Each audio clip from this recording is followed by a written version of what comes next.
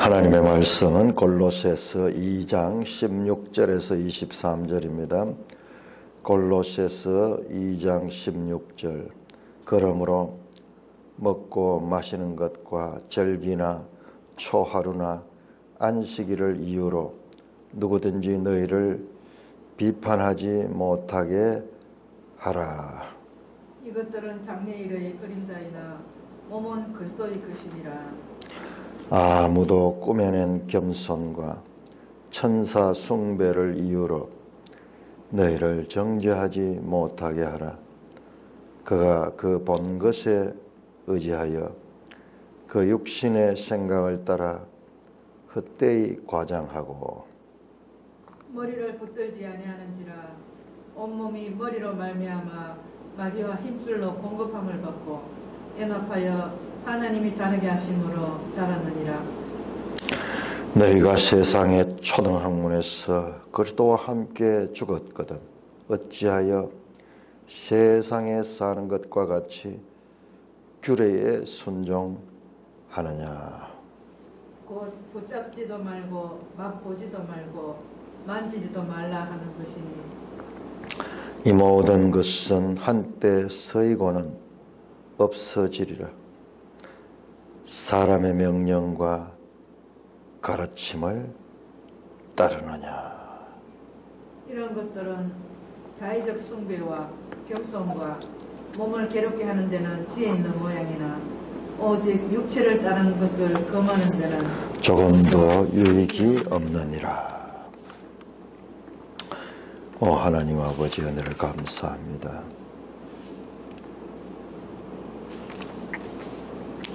오늘도 하나님 말씀으로 우리를 지도하여 주옵소서. 예수님 이름으로 감사하며 기도드리옵나이다. 아멘. 자, 그러므로 먹고 마시는 것과 절기나 초하루나 안식일을 이유로 누구든지 너희를 비판하지 못하게 하라. 자, 이 먹고 마시는 것, 절기, 초하루, 안식일 이런 것들은 다 구약의 율법, 의식법을 가리킵니다. 구약의 도덕법은 그대로 유지가 됩니다. 십계명 같은 도덕법은 그대로 유지가 되지만 의식법은 그리스도를 가리키는 하나의 그림자와 같은 것이다. 그리스도가 옴으로 말미암아 그것이 이제 유효 기간이 끝이 나버렸습니다. 구약의 의식법들은 그리스도를 가르치는 그와 같은 하나의 예표 또는 그림자와 같은 것이었다. 모든 것이 그리스도 안에서 이제는 실체가 왔다. 그림자를 붙들고 있을 때가 아니죠. 실체가 오면은, 그러니까는 우리가 구원 계시의 발전성, 성경이 가지고 있는 구원 계시의 발전성, 하나님의 구원은 역사를 통해서 계속 발전적으로 그렇게 이어지고 있다는 것. 특별히 예수 그리스도가 오시는 그때로부터 해서 구약 시대와 신약 시대로 나눠지면서 그 신약 시대 안에서는 더 이상 먹고 마시는 것, 이게 앞에서 나왔던 14절에서 나왔던 법조문으로선 정서를 지웠다 하는 그 말이에요. 법조문으로선 정서. 이것은 그리스도가 오시기까지를 그리스도를 가리키는 그와 같은 정서였지.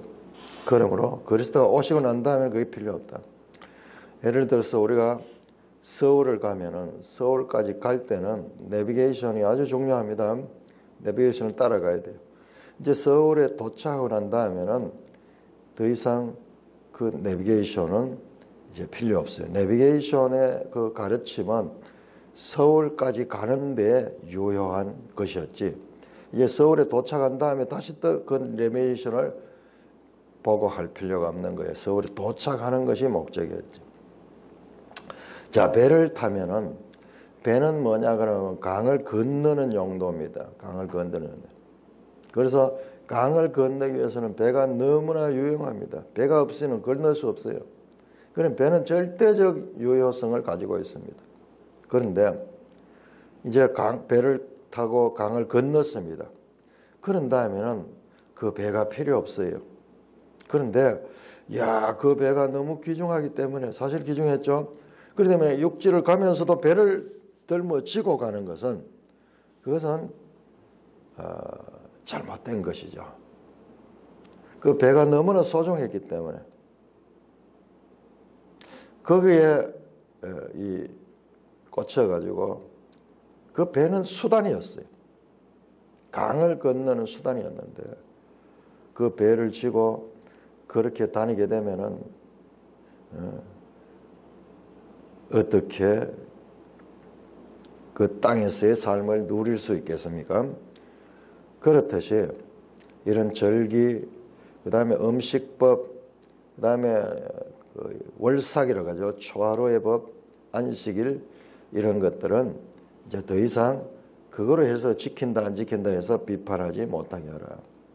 자, 그러면 우리 안식교 같은 데서는 이런 구절을 이제 보게 되면은 이제 자기들이 안식일을 끝까지 지켜야 된다는 그 주장이 무너지죠. 그들은 이 안식일을 뭐라고 이야기하려고 하면은, 이 안식일은 제7일 안식일을 가리키는 것이 아니고 절기 안식일을 가리킨다. 절기 안식일이 뭐냐? 무슨 이 절기 때 안식하는 그런 뭐 유월절, 초막절, 뭐 이런 절기 때 그런 안식일을 가리킨다. 그렇게 또 설명을 하고 있습니다. 그러니까 우리가 주일 성수라는 말도 참 귀중한 말이에요. 그 믿음이 연약한 자들에게는 주일을 철저하게 지키도록 하는 그와 같은 가르침이기 때문에 아주 중요하지만, 그러나 그것을 율법적으로 마치 구약의 안식일이 신약에는 주일로 바뀌었다, 그런 자세로 지키게 되면은 그것은 주일을 제대로 지키는 게 아니에요. 그러나 이게 필요하죠. 어린 사람들에게는 그런 식으로라도 그렇게 해서 나중에 주일 지키는 게 아무 힘이 들지 않아요. 너무 자연스럽고 주일 안 지키는 게 더 힘이 들어요. 그러나 초신자 때는 그 주일을 지킨다는 게 쉽지 않죠. 쉽지 않죠. 그렇듯이 신앙의 초보에 있어 가지고는 그러한 것들이 필요하지만은, 그러나 언제까지든지 초보에 묶여 가지고 성수주일 그 개념을 마치 구약의 안식일을 지내듯이 그런 개념으로 있다면은, 그리스도가 주신 그와 같은 이 자유가 오히려 또 하나의 법조문으로선 정서의 규례로 지금 전락하게 되는 거죠. 자, 이것들은 장래일의 그림자나 몸은 그리스도의 것이다. 여기서 몸은 뭐냐 그러면 그림자와 연결됩니다. 실체, 그림자는 그냥 자체로 존재하지 않죠.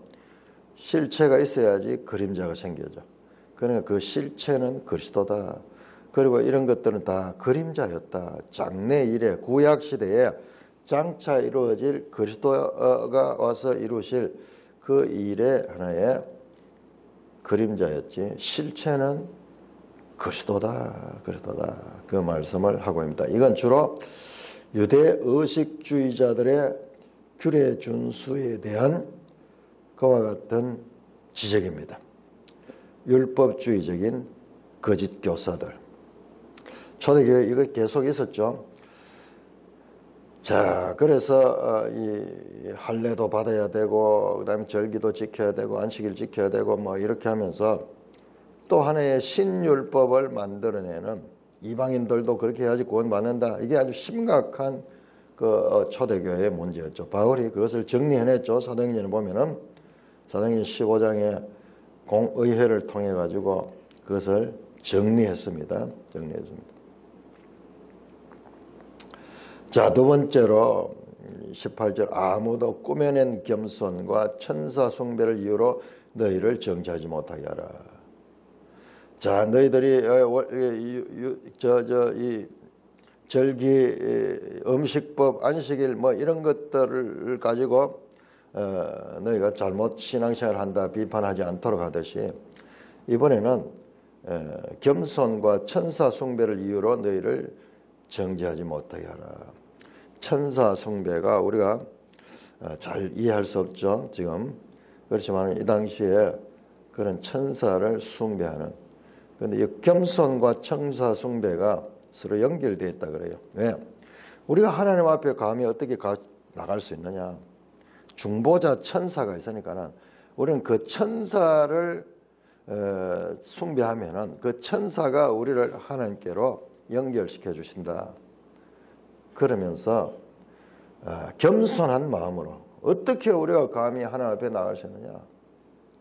그러니까는 하나님 보낸 천사를 섬기는 그것이 우리 겸손한 자세다.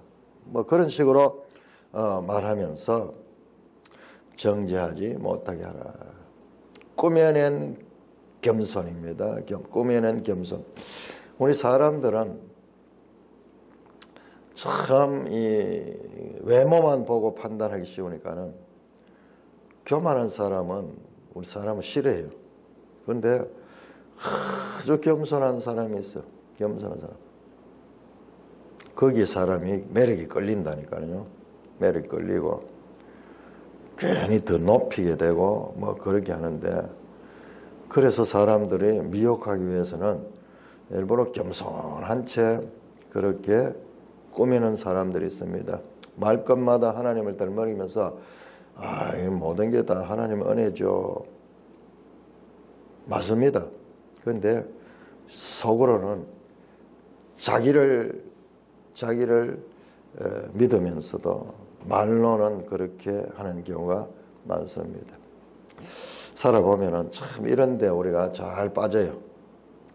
겸손한 사람, 허리를 낮추고 겸손한 사람, 그거 참 중요한 거고 좋은 거지만은 자칫하면은 그것에 의해 가지고 속을 수가 있다는 거예요. 자, 그들은 뭐냐? 그가 그 본 것을 의지하여 육체의 생각을 따라 헛되이 과장한다. 자, 그들이 본 것, 천사를 보았다, 체험했던 것, 그걸 믿는 거예요. 거기다 자기 육신의 생각을 거기에 더딥히는 거예요. 그러면 어떻게 하냐? 과장하는 거예요. 과장하면서 뭐 조금 하나만 하나님 음성을 들었다 그러고, 지금도 뭐 여사로 그런 이야기를 해요. 뭐 하나님이 뭐 이렇게 말씀하셨다, 저렇게 말씀하셨다, 뭐 그렇게 이야기하는데, 믿음이 좋은 사람일 수도 있지만은 헛되이 과장하는 자기 함정에 빠져 있는 사람일 수도 있습니다. 헛되이 과장하는, 자기들의 체험을 의지하는 거예요. 뭐를 의지해야 되냐? 하나님의 말씀을 의지하지 않고 체험을 의지합니다. 자, 그들은 누구냐? 머리를 붙들지 않고, 머리가 그리스도죠. 온몸이 머리로 말미암아 마디와 힘줄로 공급함을 받고 연합하여 하나님이 자라게 하심으로 자라느니라.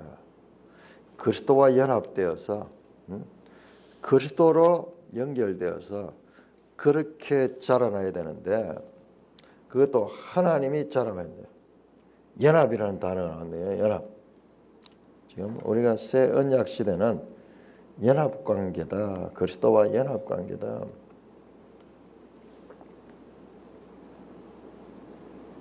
육신의 생각 나오죠. 육신의 생각. 우리 앞에서도 사람의 생각,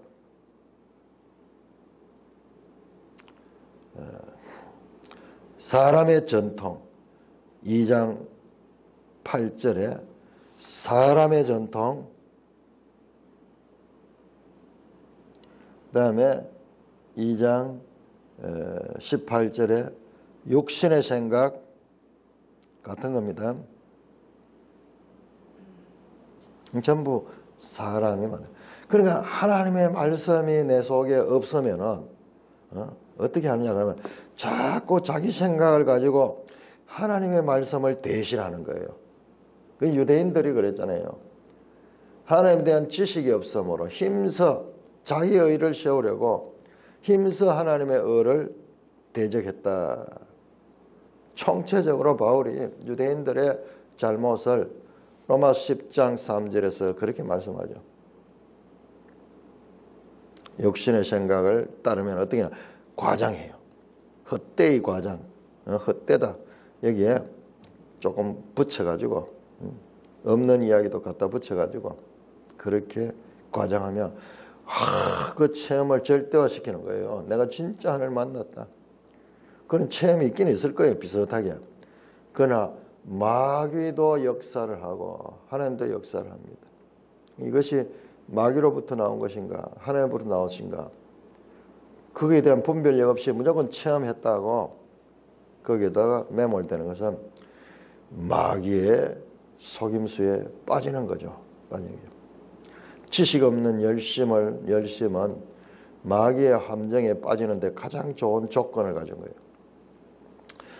20절입니다. 너희가 세상의 초등학문에서 그리스도와 함께 죽었거든 어찌하여 세상에 사는 것처럼 규례에 순종하느냐. 여기에 규례는 금욕주의적인 규례입니다. 밑에 나오는 붙잡지도 말고 맛보지도 말고 만지지도 말라. 감각이죠. 전부 다. 입으로 혀로 손으로 촉감 뭐 이런 거 우리 감각을 통해서 이어지는 그와 같은 금욕주의적인 그와 같은 표현입니다. 금욕주의. 앞에 나오는 꾸며낸 겸손하고도 연결이 되죠. 여기 육신의 생각, 사람의 전통과도 연결됩니다. 사람은 옛날부터 자기를 금욕하면은 뭔가 성스러워 보이고 금욕하는 사람 앞에는 마음이 아주 경건해집니다. 저 사람은 금식을 일주일에 몇 번씩 금식을 하고 또는 뭐 40일 금식 기도를 하고 저 사람은 높은 자리에 있지만은 아주 겸손하고 뭐 이러면서 그런 금욕하고 있는 그런 것들 그것이 또 매력으로 이끌려요. 매력으로 이끌립니다. 지금이나 그때나 마찬가지. 어떤 목사님은 보니까는 요즘은 그런 게 없으면 옛날에는 부흥회 하면 포스터를 붙였잖아요. 포스터. 거기다 아예 떡떡 써놨어요. 40일 금식기도 3번 했는 무슨 목사. 참 어처구니 없죠. 어처구니 없죠. 하나님 말씀은 전혀 없는 거예요. 그야말로 사람의 생각, 육신의 생각을 따라 자기를 과장하고 드러내는 그런 일. 그런데 사람이 또 그래 돼요. 내가 금식을 하고 나면은 이게 내 공로가 되고 내 업적이 되어가지고 그걸 또 과시를 하게 돼 있어요.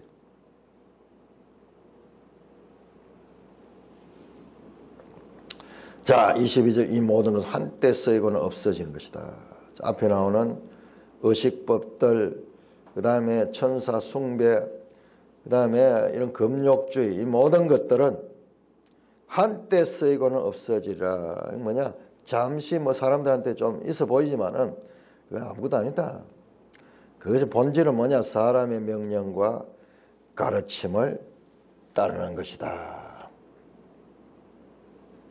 사람의 명령이 나왔습니다. 이번에는 8절은 사람의 전통, 그 다음에 육신의 생각 18절에는 육신의 생각이 나왔고 이번에는 22절 사람의 명령 22절. 자, 이게 전부 같은 거예요. 전부 인본주의 사람의 사상입니다. 사람의 명령과 가르침을 따르느냐. 이런 것들은 뭐냐? 자의적 숭배다. 자의적 숭배라는 것은 계시하는 것이 아니에요. 자기 스스로 의지해서 나온 거예요. 자기 스스로 의지해서 나오는 그와 같은 숭배, 주관적 숭배예요. 우리는 주관적 신이 아니에요. 하나님은 객관적 계시된 말씀으로 우리에게 계시된 하나님입니다. 이것을 주관적 자의적 숭배를 하는 거예요. 그리고 겸손과 몸을 괴롭히는데 겉으로 보면은 금욕 고행하고 그다음에 겸손해 보이고 이런 게 지혜 있는 모양이나 오직 육체를 따르는 것을 금하네. 조금 더 여기다 사실상 그것들은 우리가 육신을 따라 사는 것을 금하는데 아무런 유익이 없다. 오히려 또 하나의 육체의 자랑이 된다. 자랑이 된다. 육체의 욕심을 채우는 거다. 손가락에다가 불을 붙이고 또는 세상 사람들도 그러죠. 손가락을 자르기도 하고 혈서를 쓰기도 하죠. 그랬다고 해가지고 달라지느냐? 아니에요. 그렇다고 해도 그 사람의 그런 욕심이라든지 육체의 소욕이 없어지냐? 그렇지 않습니다. 착각하면 안 돼요. 오히려 그래가지고 과신하다가 나중에 큰 잘못을 저지르게 됩니다. 오늘날 한국교회에서도 마찬가지입니다. 하나님 말씀 성경 이외에 뭔가 새로운 거 세미나 하면서 무슨 기도를 어떻게 하고 무슨 어떻게 프로그램을 돌리고 어떻게 성도들을 조직을 하고 이런 기법들 이런 것들이 계속 추구되고 있는데 사실상 그것들은 한때 쓰이고는 없어지는 유행에 지나지 않는 거지. 그것은 사람의 명령과 가르침이다. 오직 하나님의 말씀을 붙들고 그리스도와 연합된 가운데서 그리스도를 따라야 된다는 가르침입니다. 참 이걸 보면은요, 우리 교회사를 보면은 정말 우리 성도들이 이 말씀을 기준으로 세상을 분별해야 돼요. 종교개혁이 났을 적에 1500년대죠. 1517년 종교개혁이 나서 이어졌죠. 유럽이 종교개혁으로 이어진데 그때 동시에 또 뭐가 일어났냐면 반종교개혁이 일어났어요. 우리는 종교개혁과 반종교개혁 같이 봐야 돼요. 종교개혁 리포메이션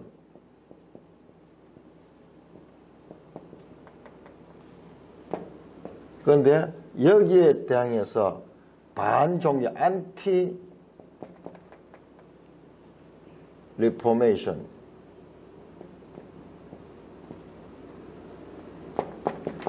안티가 아니고 안티가 카운터 C-O-U-N-T C-O-U-N-T 카운터 리포메이션 카운터는 뭐냐 대항해서 이 종교개혁에 대항하는 종교개혁이 나온 거예요. 이 종교개혁을 대항하는 그러니까 이 종교개혁은 뭐예요? 오직 말씀으로 하나님의 은혜로 오직 예수 그리스도의 구원으로 말미암아 전부 이게 하나님 중심 그러니까 말씀과 은혜 하나님 본질로 돌아가는데 여기는 뭐냐 그럼 여기는 반대예요. 여기 카운터 리포메이션 여기를 주장한 사람이 제수이트인데 예수회라는 단체가 나와가지고 적극적으로 여기에 대응해가지고 유럽이 종교개혁에 의해 가지고 막 가톨릭 교회가 흔들리니까는 철저하게 가톨릭 교회를 보호하기 위해서 이들이 뭐냐 냈던 게 영성수련이 영성훈련. 이들이 뭘 했느냐 바로코 그 미술 그래 건축 같은 거 그림 같은 거 이런 것들을 교회에다 적극적으로 도입하는 거예요. 조금 더. 그래서 예배당을 아주 막 신비롭게 그렇게 짓고 그림을 막 그려가지고 사람들이 보면은 그걸 보면 신비감을 느낄 수 있도록. 그 성당에 가면 유럽의 성당이 지금도 가면은 관광객들이 많이 가잖아요. 왜? 그 볼거리가 많거든요. 볼거. 지금 저거예요. 이거는 말씀으로 가는 것이고 저거는요. 사람의 눈으로 보고 그 다음에 귀로 듣고 음악도 발전해요. 음악. 바로크 미술, 바로크 음악. 파이프 오르칸 해가지고 쫙 하면 대단하겠죠. 그래서 사람의 마음을 저런 예술을 통해 가지고 소위 감성을 자극해 가지고 그렇게 이끄는 적극적인 것이 나오는데 그 중에서 영성 훈련 칸이 나왔어요. 그런데 지금 우리 개신교회가 저걸 하고 있는 거예요. 저거를. 네, 이번에 광주에 갔는데 그 광주에 그 WCC 반대하고 몸을 들어가지고 한국교회 지금 앞장서서 그렇게 계획을 주장하시는 그 박영호 목사님 분이 이 영성 훈련을 지금 그 시켰다. 물론 그 내용이 다를 수도 있겠지만은 그러나 용어 자체가 어디서 나온지도 알지 못하고 이 용어 자체가 여기서 나오는 거예요. 여기서 나오는 거예요. 여기는 없습니다. 영성이라는 단어조차도 없어요. 저 영성이라는 말은 종교 일반에 사용되는 거예요. 기독교 용어가 아니에요. 그분이 통합적 교회에 있다 보니까는 통합측 안에는 뭐 저게 일상화되어 있고 통합측에 그 신학교 가면은 영성훈련 그 과목이 있어요. 과목 있고 그 다음에 필수 코스로 3박 4일씩 가가지고 영성훈련 받아야 돼. 그 안에 있으니까는 뭐 그 반대하면서도 뭔가 본질이 없으니까는 그 이야기. 본질이 없으니까는 반대는 하는데 본질이 없으니까는 비슷하게 가는 비슷하게. 뭐 신비주의. 이렇게 달라요. 이렇게. 그런데 저쪽이 더 열광해요. 지금 뭐 드레스디아스고 뭐 알파코스도 나는 잘 모르지만 그것도 그런 거라고요. 그 윤희주 목사님은 그 앞장서 가지고 그 일을 했다. 저 계통. 하나님 말씀 이외에 저렇게 그러니까는 모르니까는 그 두 개를 적당하게 섞는 거예요. 섞으면 최고 작품이 나오는 거예요. 그런 거는 정말 이해할 수 없어요. 그게 바로 혼합주의. 그걸 위에서 내려다보고 그것을 가르칠 수 있고 이게 분별을 할 수 있어야 되지. 그건 분별하도록 돼 있는데 성경이 전부 그 이야기잖아요. 전부 그 이야기잖아요. 이게. 사람의 명령과 가르침, 자의적 숭배, 겸손하고 몸을 괴롭게 하고 있어 보이고 뭔가 있어 보이고 침묵하고 이러면서 또 그 사람을 매뉴얼 따라가지고 이렇게 조종하는 법을 알고 있다니까요. 바로크 미술에 저 건물 하나 지을 때 그냥 지은 거 아니에요. 언덕에다 짓는데 사람들이 계단을 밟고 올라가면서 하면 마음이 여밉도록 이렇게 해서 철저하게 계획되고 고안된 그와 같은 프로그램을 가지고 하는데 그게 어디서 나왔어요? 저기서 나왔어요. 오늘 교회가요 이거를 열광하면서 받아들이고 있는 거예요. 열광하면서.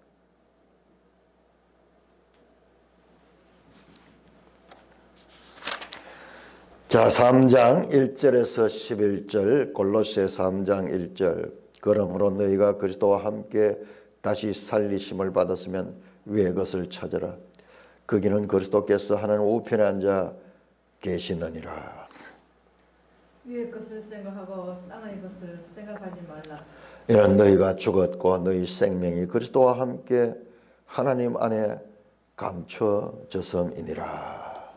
우리 생명이신 그리스도께서 나타나실 그때에 너희도 그와 함께 영광 중에 나타나리라. 그러므로 땅에 있는 지체를 죽이라. 곧 음란과 부정과 사욕과 악한 정욕과 탐심이니 탐심은 우상 숭배니라. 이것들로 말미암아 하나님의 진노가 임하느니라. 너희도 전에 그 가운데 살 때에는 그 가운데에서 행하였으나 이제는 너희가 이 모든 것을 벗어버리라. 곧 분함과 노여움과 악의와 비방과 너희 입의 부끄러운 말이라. 너희가 서로 거짓말을 하지 말라. 옛사람과 그 행위를 벗어버리고 새사람을 입었으니 이는 자기를 창조하신 이의 형상을 따라 지식에까지 새롭게 하심을 입은 자니라. 거기에는 헬라인이나 유대인이나 할레파나 무할레파나 야만이나 스구디아인이나 종이나 자유인이나 차별이 있을 수 없나니 오직 그리스도는 만이시요 만유 안에 계시느니라. 자, 그러므로 너희가 그리스도와 함께 다시 살리심을 받았으면 위의 것을. 자, 앞에 나왔죠. 2장 13절에 너희가 그리스도와 함께 장사되었고 함께 다시 살아났다. 자, 우리 신자의 죽음과 부활, 우리 신자가 이미 부활했다. 어떤 면에서? 바로 영적인 면에서 예수 그리스도를 믿으며 우리의 세례를 받을 때 이미 죽었어. 물에 들어가고 그 다음에 그 물에서 올라올 때 부활했어. 새 생명을 가졌어. 새 생명을 가졌다. 그 말입니다.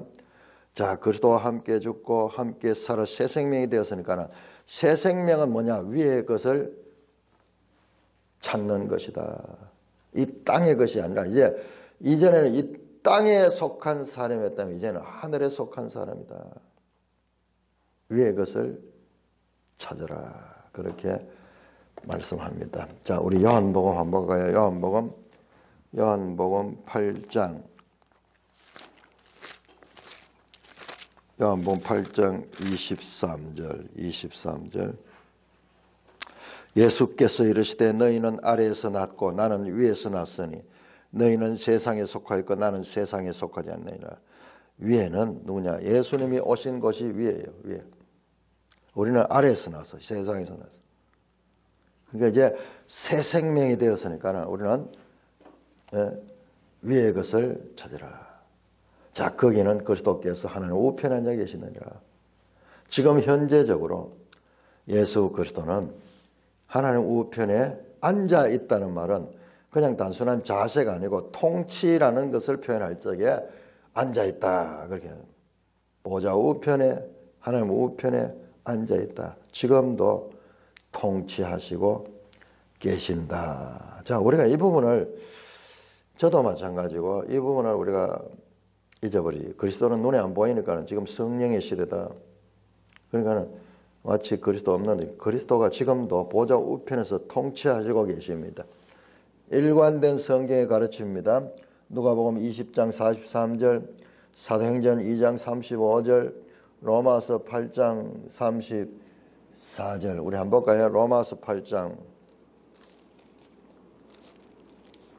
로마서 8장 참 중요하네요.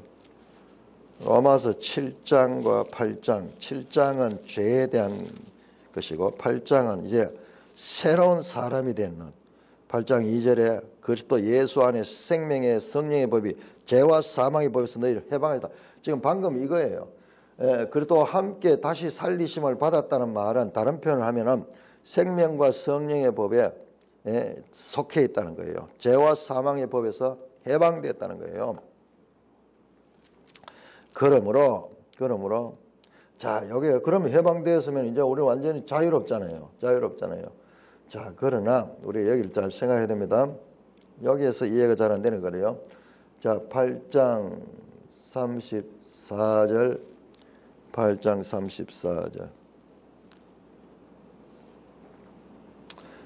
누가 정죄하리요? 죽으실 뿐 아니라 다시 사시는 그리스도 예수시니 그는 하나님 우편에 앉아 계신 자요 우리를 위하여 간구하시는 자다. 지금도 보좌 우편에서 우리를 위하여 간구하시고 우리를 구원을 위하여 중보하시는 지금 살아계신 하나님이 살아계신 하나님. 보자. 그러니까 우리가 항상 위를 봐야 돼. 위. 그리스도를 봐야 된다. 위의 것을 생각하고 땅의 것을 생각하지 말라. 자, 이것도 우리가 조금 지나치게 해석하면은 자, 우리는 지금부터 이제 새 생명이라는 위의 것만 생각하고 땅의 것은 생각하지면 안 돼. 땅의 것은 그냥 아무 의미 없어. 여기는 직업도 가질 필요 없고 그런 식으로 극단적으로 갈 수 있습니다. 충분히 그럴 수 있는 해석이요. 믿음이 좋은 사람은 야, 위의 것만 추구한다. 기도하고 그렇게만 해야 된다. 그렇게 생각할 수 있는데 지금 이 문맥을 잘 봐야 돼요. 문맥을. 자, 이것은 우리가 존재가 지금 똑같아요. 예수 믿기 전이나 믿고 난 다음에 그 사람이고 똑같고 환경도 똑같고 똑같습니다. 그런데 이제 내면의 변화가 와서 새 사람이 돼서 내적인 변화가 있다면 내적인 변화. 그 지금 그 이전까지는 땅의 것만 추구했다면 이제는 위의 것을 또 우리가 추구해야 된다 하는 그 말씀이지. 우리가 어떻게 육체를 가지면서 땅의 것을 먹어야 살고 그리고 우리가 일해야 되고 자녀도 낳고 그렇게 하는 것이 하나님의 뜻인데 아무것도 안 하고 그냥 위의 것만 생각한다. 그런 뜻이 아니에요. 극단 해석이 이제 이런 데서 올 수 있는 거예요. 뭐 성경 말씀을 가지고 이제 극단적인 해석이 가서 그러니 문맥으로 읽어내야 됩니다. 자, 그 이어서 나옵니다. 너희가 죽었다 그러잖아요. 안 죽었는데 이 표현들이 지금 여기서 새 생명과 연관되면 항상 이와 같은 우리의 일상 용어가 아니에요. 이거는 좀 영적인 용어예요. 영적인 용어. 이 부분에 가면 항상 이렇게 나와요. 너희가 죽었다. 살아있는데 죽었다. 너희 옛사람이 죽었다. 옛사람이 죽었다. 그리고 너희 생명이 그리스도와 함께 하나님 안에 감춰있다. 너희가 이제 그리스도와 함께 하나님 안에 들어가 있다.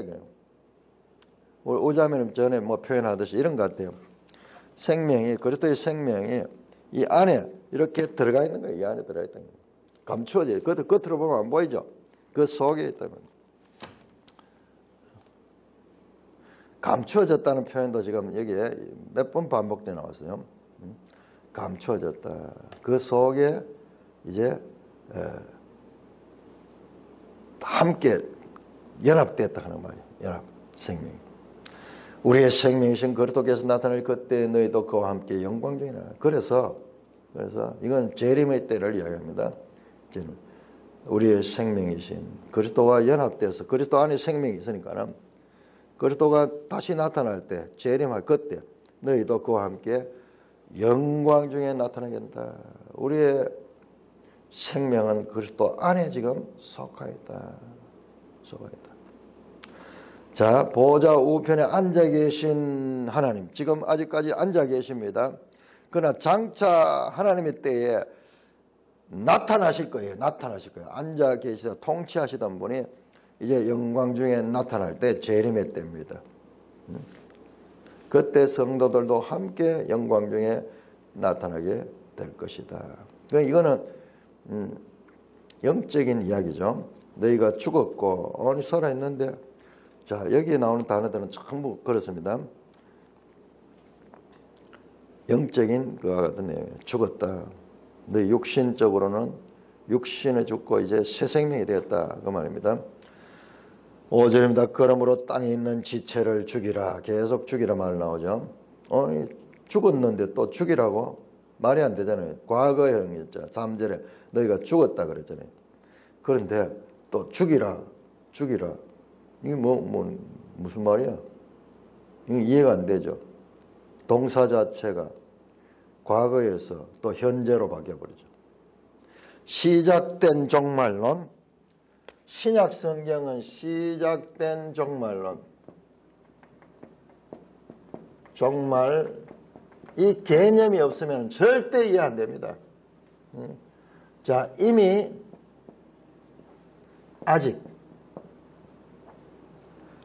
우리가 새 생명이 되었습니다만은 아직 완성되지 않아서 완성이 안 돼서 완성. 이 완성은 주님의 재림의 때, 초림과 재림 사이에 아직 재림은 오지 않았어요.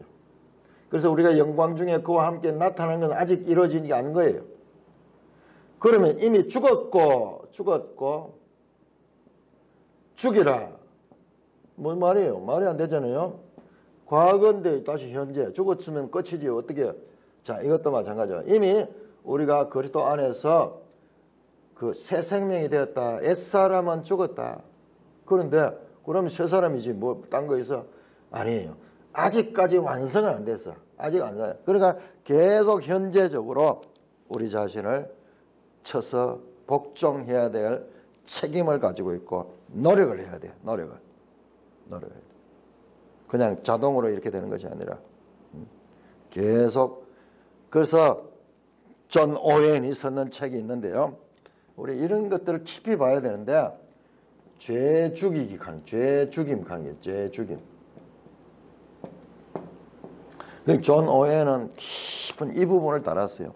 우리가 이 부분을 공부를 많이 신약 성도들은 존 오웬을 많이 읽어야 돼요. 이 부분을 아주 깊이 달아놨어요. 신자 안에 내재하는 죄.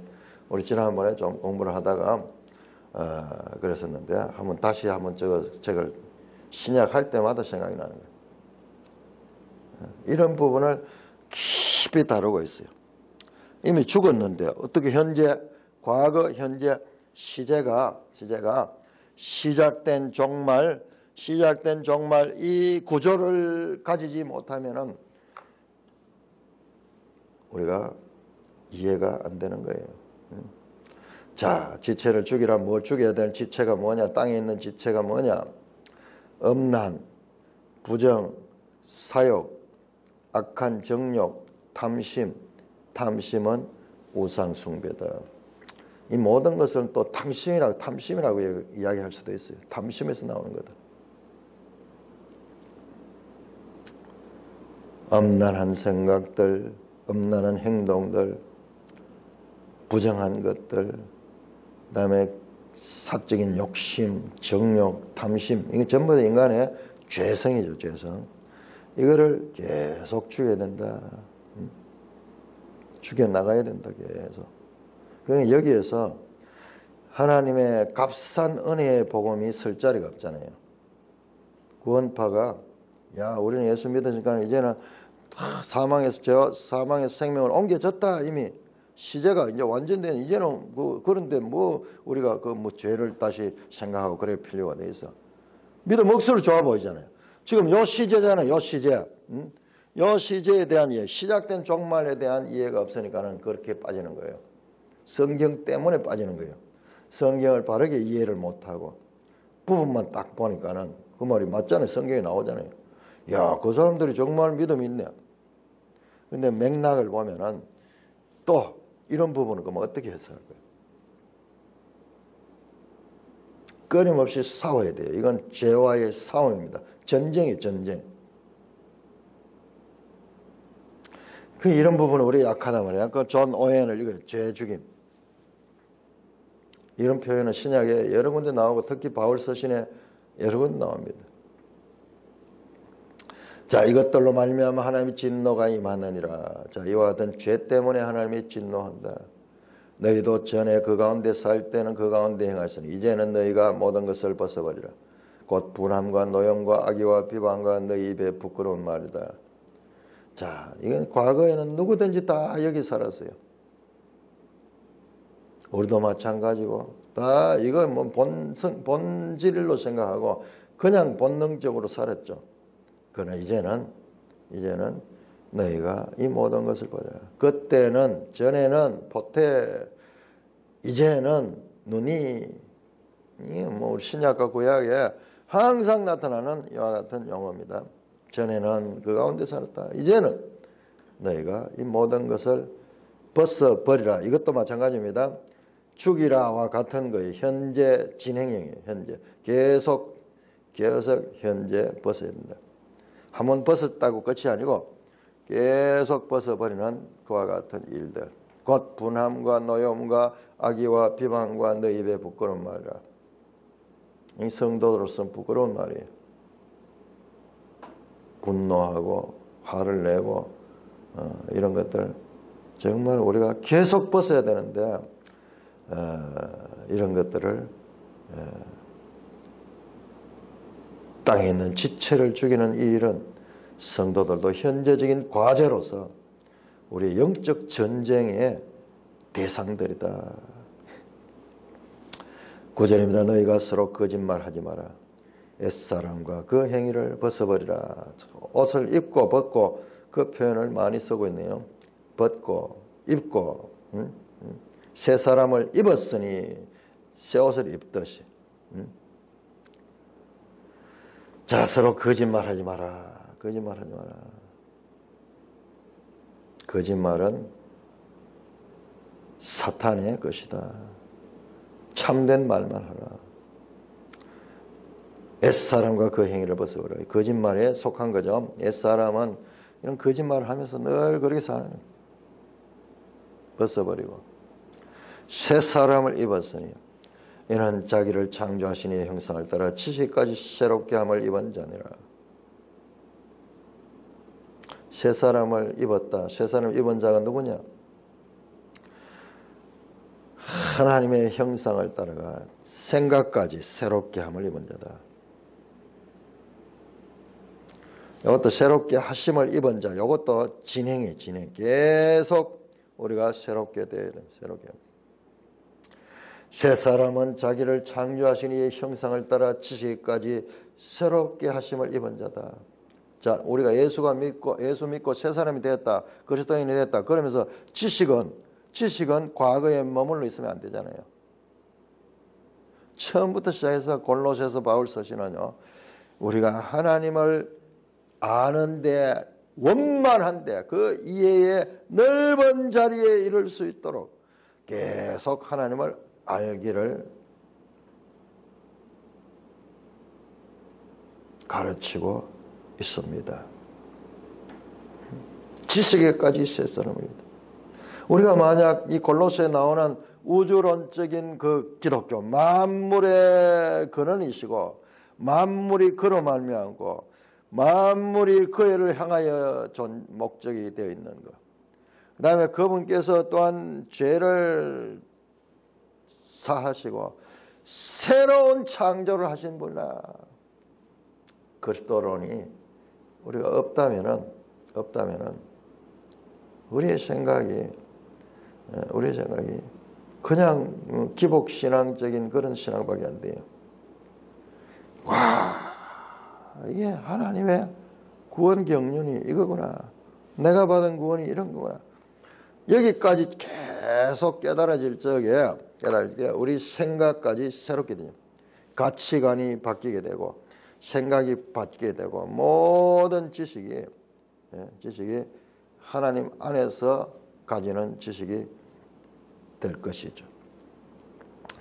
거기에는 헬라이나 유대이나 할레파나 무할레파나 차별이 없다.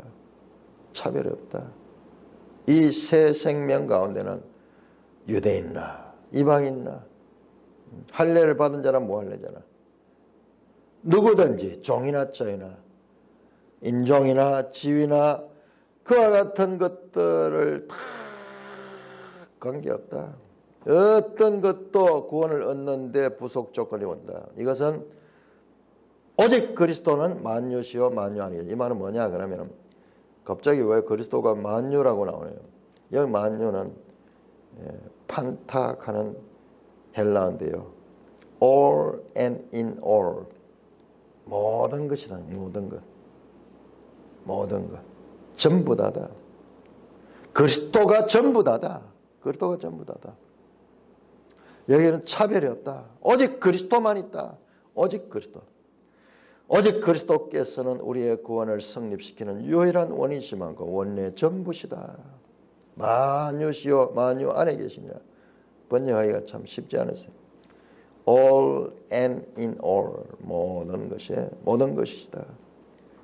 오직 세상은 차별하고 무슨 혈통을 따라서 나라를 따라서 지위를 따라서 성별을 따라서 차별하죠. 그러나 그리스도 안에는 이게 없다.